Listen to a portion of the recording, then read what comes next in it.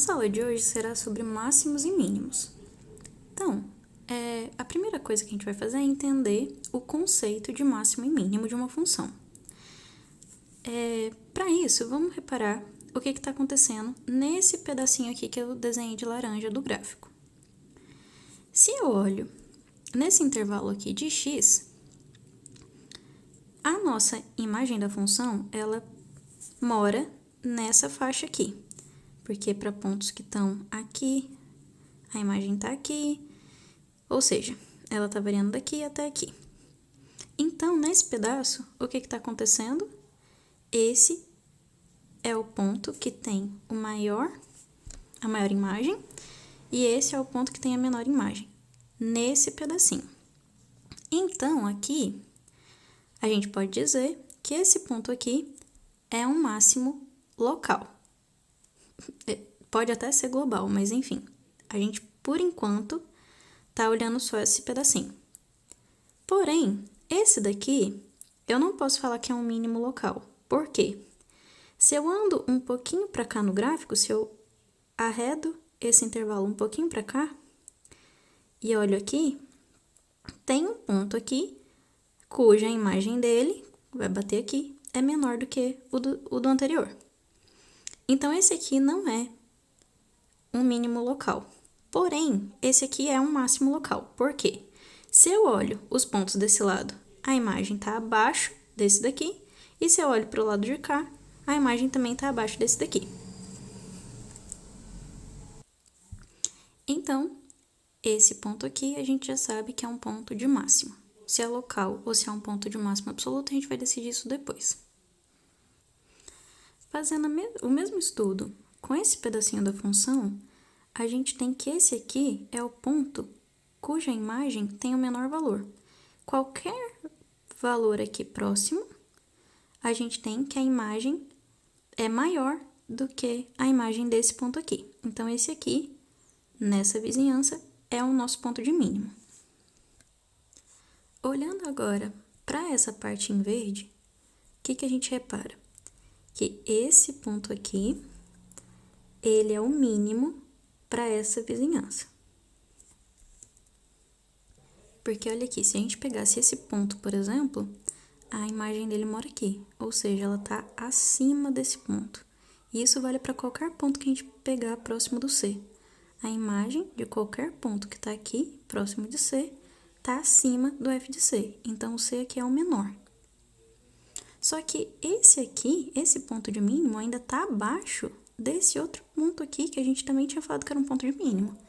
Então, se aqui for ter um mínimo absoluto, um mínimo global, vai ser o C e não o B. O B é até o menor nessa vizinhança, nesse intervalinho, né? Aqui em volta do B. Mas ele não é o menor olhando todo esse pedaço de gráfico, porque esse daqui ainda tem uma imagem abaixo desse. E aí, se por fim a nossa função também tem esse outro pico, em torno do D, o D é o que tem a maior imagem, e ele então vai ser também um ponto de máximo, porém, esse aqui está acima desse, que era o nosso outro candidato a máximo, e aí a gente vai ter que, na verdade, esse aqui vai ser um máximo global. Então, se esse aqui é todo o gráfico da nossa função, temos 2 pontos de máximo, sendo esse local e esse global, e 2 pontos de mínimo, sendo esse global e esse local. Aqui, eu vou chamar de D maiúsculo o domínio da função, que é todo esse intervalo que está em amarelo, e a imagem da função é esse intervalo aqui que está em cinza.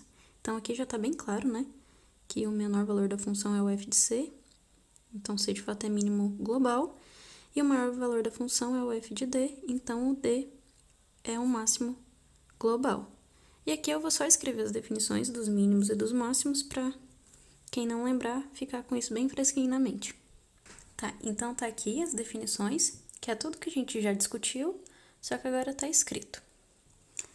Uma outra coisa que é legal de reparar aqui é que esses pontos têm uma coisa em comum. A reta tangente nesse ponto, ela é assim, ou seja, ela é horizontal e ela é paralela ao eixo x. A mesma coisa acontece com esse ponto e com esse ponto. Então, o que a gente pode dizer aqui é que a derivada a derivada dessa função f, em cada um desses pontos, ela é zero. E isso é o que a gente chama de ponto crítico. Então, derivada do ponto igual a zero, isso é uma propriedade de ponto crítico, e esses pontos críticos podem ser máximos, mínimos, ou ponto de inflexão, enfim. E aí depois a gente caracteriza essas coisas. Mas aqui, essa primeira informação, a gente já consegue tirar desse desenho. Então, aqui nós temos a definição de o que é um número crítico. O número é crítico se a derivada da função aplicada nele é zero ou se a derivada da função aplicada nele não existe. Outra coisa que a gente vai reparar é a seguinte. Pega só esse intervalinho aqui.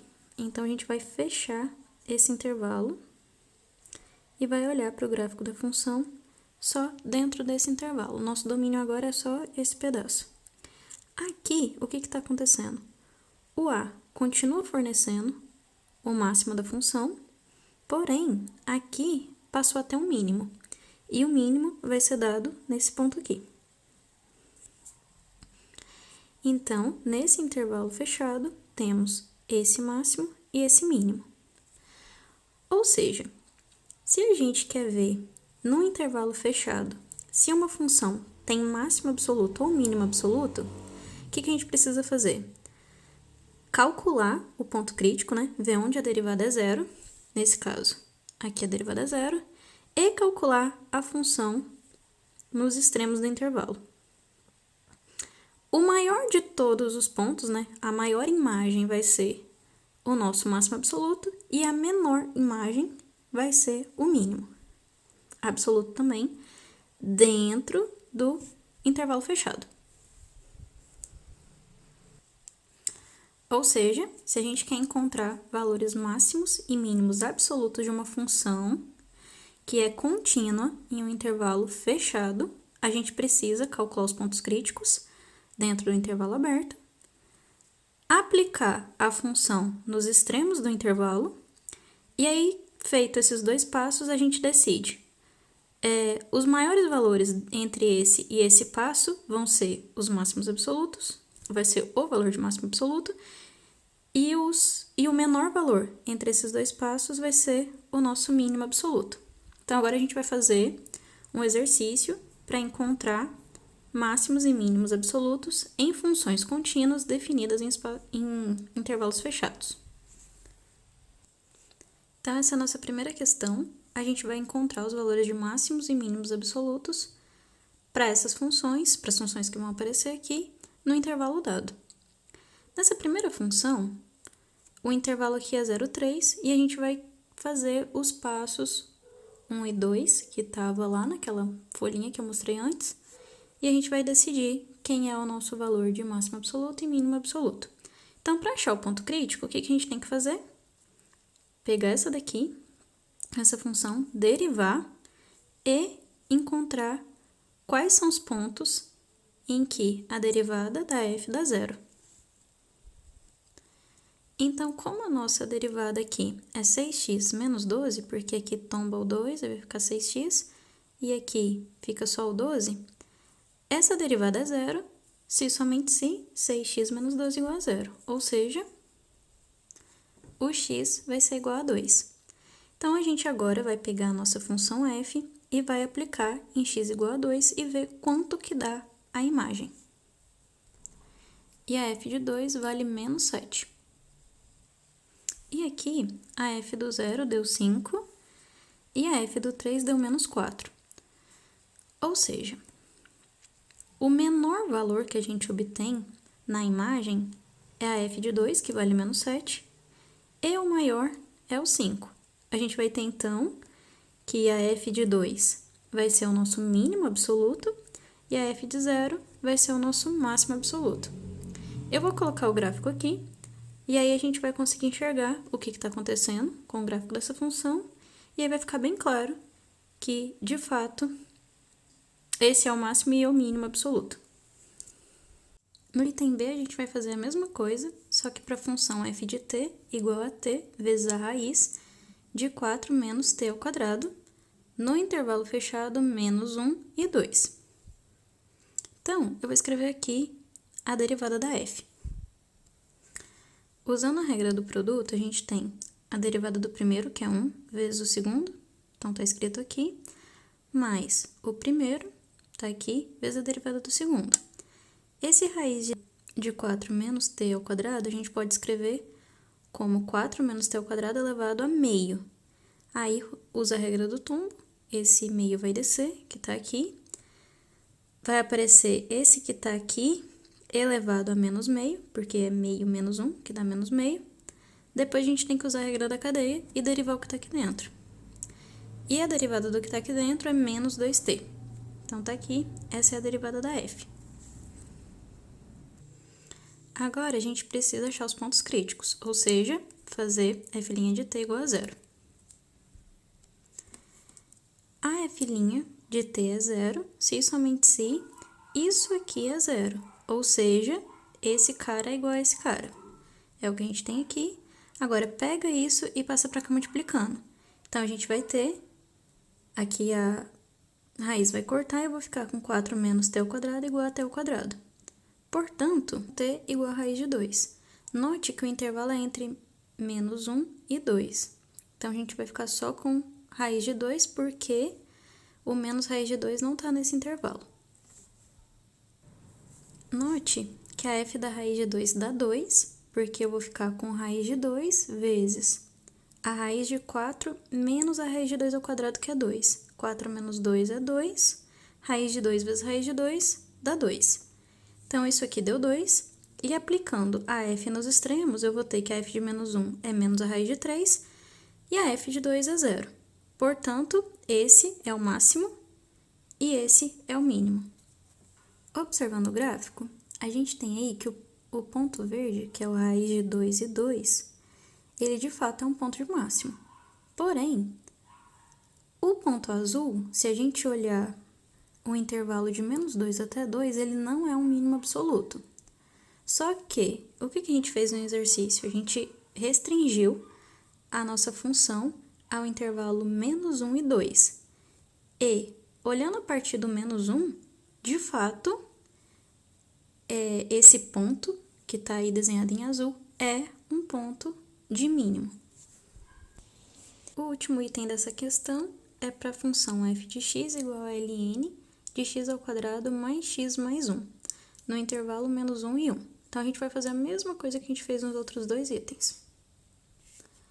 A derivada da f é dada por 1 sobre x ao quadrado mais x mais 1, porque o ln faz isso, né? É 1 sobre o que tiver dentro.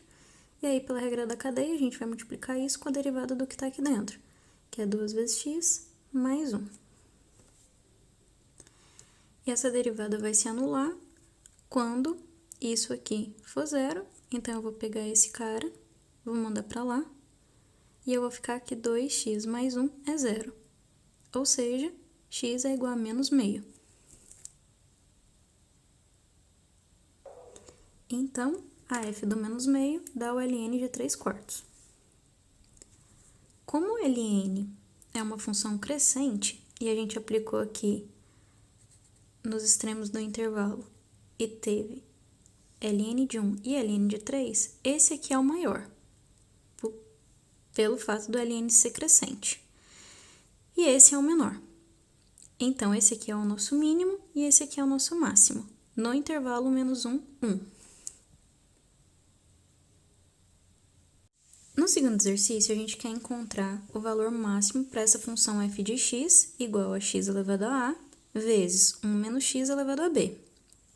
Repare que o nosso x varia de 0 a 1. E como aqui é maior ou igual e aqui é menor ou igual, isso aqui nada mais é x pertencente ao intervalo fechado 0, 1. Ou seja, esse exercício aqui é análogo ao exercício 1. Então, o que a gente vai fazer? Primeiro, a gente vai derivar isso e achar os pontos críticos, e depois aplicar f nos extremos do intervalo e ver qual é o maior valor que a gente encontra. Então, aqui, usando a regra do produto, a gente vai ter a derivada desse primeiro carinha, que dá isso daqui, vezes o segundo, mais o primeiro, vezes a derivada do segundo. Aqui tem uma regra da cadeia aqui dentro, então fica esse menos 1 multiplicando aqui no final. Aqui, eu só reescrevi isso aqui de novo, colocando esse termo em evidência. Então, essas coisas aqui são iguais, e para achar o ponto crítico, eu preciso ver quando a f' de x é zero, ou seja, quando tudo isso aqui dá zero. E quando é que tudo isso daqui dá zero? Repara que, para zerar esse produto, esse aqui tem que ser zero, ou esse aqui tem que ser zero, ou esse aqui tem que ser zero. Então, aqui a gente consegue 3 condições para zerar esse produto todo. Dessa primeira condição, se somente se o x é zero. Então, isso aqui, se somente se x igual a zero. Dessa daqui, eu tenho um número elevado a outro número. Isso aqui é zero, se somente se esse daqui for zero. E aí, para ele ser zero, isso aqui significa que o x é igual a 1.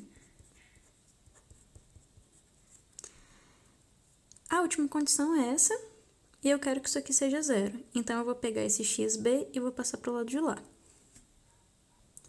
Agora, basta resolver essa conta.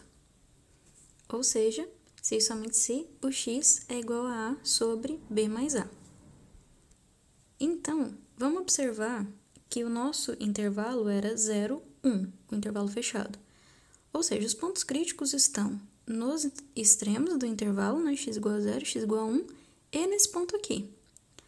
Então, agora eu vou calcular a f, não a f', a f em cada um desses valores de x, e aí a gente vai escolher, né, a que tiver a maior imagem, e esse vai ser o nosso ponto de máximo. Então, aplicando a função nos extremos do intervalo, que também são pontos críticos, e no A sobre B mais A, a gente tem que nesse primeiro caso dá zero, nesse segundo caso dá zero, e nesse daqui deu essa expressão. A gente pode melhorar essa expressão, mas nem é necessário. Por quê? A hipótese do nosso exercício era que A e B são números positivos. Ou seja, isso aqui é um número positivo elevado a A. Então, isso aqui é uma coisa positiva. E está multiplicando um outro número elevado a B. A menos que isso aqui seja igual a 1, o que não é possível, porque eu tenho A dividido por ele mesmo mais alguma coisa. Então, isso aqui é menor do que 1. Então, 1 menos uma coisa menor do que 1, tudo isso daqui é maior do que 0. Ah, se não tiver ficado claro para alguém por que isso daqui é menor do que 1. Pega o número e divide por ele mesmo. Dá 1. Só que no denominador, a gente está acrescentando alguma coisa. Ou seja, esse número está ficando menor. Então, ele está ficando menor do que 1. E aí, tudo isso é positivo, portanto, é maior do que esses dois. Logo, esse é o nosso ponto de máximo. No exercício 3, a gente quer mostrar que 5 é um número crítico da função g, porém, ele não é nem máximo nem mínimo. Ou seja, a primeira coisa que a gente tem que fazer é mostrar que a g' de x, para x igual a 5, é zero, ou seja, ele é um número crítico, ou, né, que a nossa derivada em 5 não está definida, não é o caso aqui. E depois mostrar que o 5 não é nem ponto de máximo, nem ponto de mínimo. A derivada da g, ela dá 3 vezes x menos 5 ao quadrado. Então, para g' de x ser zero, isso aqui implica que o x tem que ser igual a 5. Então, tá aí, para g' de x ser zero, o x tem que ser 5, ou seja, o x é o valor crítico da função. Agora, como a gente vai mostrar que o x igual a 5 não é ponto de máximo nem de mínimo? Se a gente pegar um número bem pertinho dele, a imagem desse ponto vai ter que ser menor ou vai ter que ser maior do que g de 5. Beleza? Então, a gente vai fazer exatamente isso. Então, eu vou começar com x maior do que 5. Então, a gente agora vai mostrar que existem valores de x próximo de 5, que isso acontece, e também existem valores x próximo de 5, que isso aqui acontece. Se x é maior que 5, x menos 5 é maior do que 0. Note que eu preciso chegar na g de x, então eu tenho que dar um jeito de construir essa expressão aqui. E nessa expressão aparece x menos 5 ao cubo e depois eu tenho que somar 2. Então, eu vou fazer exatamente isso aqui. Então, aqui, se somente se x menos 5 é maior do que 0, se eu tenho um número positivo e elevo ao cubo, ele continua positivo. Então, isso aqui, se somente se x menos 5 ao cubo é maior que 0. Agora, eu vou somar 2 dos dois lados. Então, se somente se 2 mais x menos 5 ao cubo é maior do que 2. Agora, o que tem de legal aqui? Essa daqui é a expressão da g de x e g de 5 dá exatamente 2. Então, isso aqui é g de 5 e essa é a g de x. Então, isso aqui acontece se somente se g de x é maior que g de 5. Ou seja, para valores próximos de 5, só que maiores do que 5, g de x é maior que g de 5. Isso aqui significa que o nosso 5 não pode ser um ponto de máximo. Afinal de contas, a gente consegue algum valor lá perto que tem imagem maior do que ele. Agora, a gente vai fazer análogo para x menor do que 5. Se o x é menor do que 5, x menos 5 é menor do que 0. Se eu elevar um número menor do que 0 ao cubo, como o expoente é ímpar, isso aqui fica negativo. Então, x menos 5 ao cubo é menor que 0. Agora, eu vou somar 2 dos dois lados. 2 mais x menos 5 ao cubo é menor do que 2. Isso aqui, de novo, é o g de 5. E isso aqui é g de x. Então, daqui, eu tenho de novo que o g de x, nesse caso, vai ser menor que o g de 5.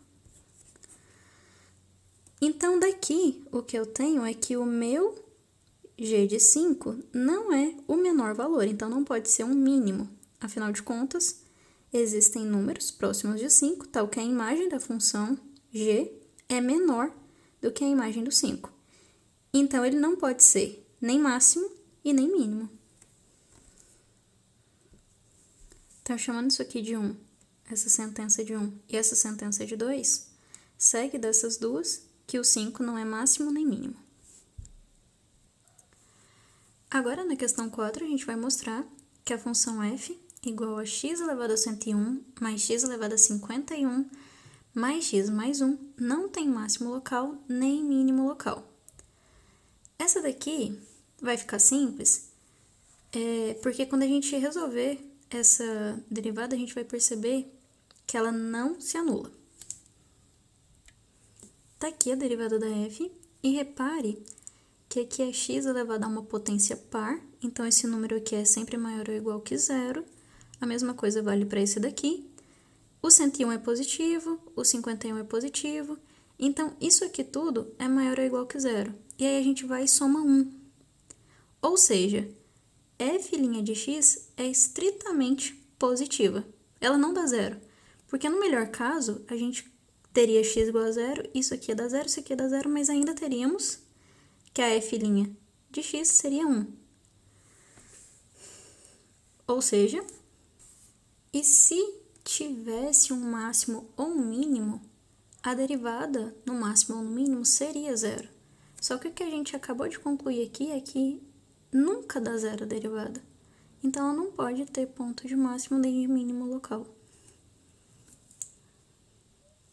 Então, só para fixar, se a gente tem um máximo, significa que para todo mundo perto do nosso ponto de máximo, a imagem da função tem valor menor do que a do máximo. Ou seja, o comportamento da função parece com o que está desenhado aqui. A gente tem um pico e todo mundo fica menor. E aí, se ela precisa ficar menor que esse ponto, numa vizinhança do ponto, isso significa que a gente vai ter uma coisinha assim, então, aqui a reta tangente vai ser paralela ao eixo X. A mesma coisa acontece no mínimo. Perto do mínimo, todo mundo tem valor da imagem maior do que a imagem do ponto que é mínimo. Portanto, se todo mundo tem que subir perto do mínimo, aqui a reta tangente também é paralela ao eixo X. E como a derivada da função aplicada no ponto fornece o coeficiente angular da reta tangente, isso significa que a derivada precisa ser zero, em casos de ter máximos e mínimos. A quinta questão dá como hipótese que o C é um ponto de mínimo local de uma função f. E aí, ele fala que uma g, dada por menos a f, ela satisfaz a seguinte propriedade, que o C vai ser máximo da g. Ok, como é que a gente vai demonstrar isso? Se o C é um ponto de mínimo, isso significa que a derivada da f em C é zero, e todo mundo que está próximo de C é tal que a f de x é maior do que a f de C, já que o C é um mínimo. Então, tá aí, é isso aqui que a gente já tem. Agora, a gente só tem que usar que a g é igual a menos f, e a gente vai conseguir mostrar que C é o máximo da g. Tá, para que o C seja um ponto de máximo da g, o que a gente precisa? Primeira coisa, a derivada da g aplicada em C tem que ser zero e todo mundo que for próximo do C, a gente vai ter que ter que a g de x é menor ou igual que a g de C. Tá, mas isso é fácil, né? É só a gente usar isso e vai sair. Vamos lá. Primeira coisa, quem é a derivada da g? A derivada da g é deriva aqui e deriva aqui. Vai ser menos a derivada da f. Então, se eu aplicar em C, como a derivada da f em C é zero, menos ela também é zero, isso implica que g' de C é zero. Então, a primeira coisa que a gente precisava, a gente já conseguiu. Agora, se a gente pega x próximo de C, eu tenho que g de x é igual a menos f de x, e se eu multiplico ambos os lados aqui por menos 1, essa desigualdade troca de sinal. Então, eu vou ter que a f de x é menor ou igual que menos a f de C.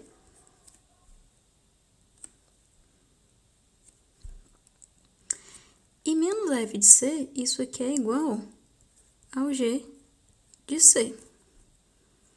Ou seja, para todos os valores de x que estão próximos de C, a g de x é menor ou igual que a g de C. E o C já era um ponto crítico da g, porque a derivada da g em C era zero. Daqui segue que o C é um ponto de máximo da nossa função g. O que é bem intuitivo, né? Se a nossa função é menos a outra e aqui a gente tinha um mínimo, quando a gente vira ela ao contrário, tem que ter um máximo, né? Por exemplo, a função x ao quadrado. Ela tem um mínimo aqui. Se eu fizer menos x ao quadrado, essa parábola rebate, né? Você pega a parábola e faz assim. Então, essa daqui é o x ao quadrado, essa daqui é menos x ao quadrado. Esse ponto era um ponto de mínimo do x ao quadrado, mas ele passa a ser um ponto de máximo do menos x ao quadrado.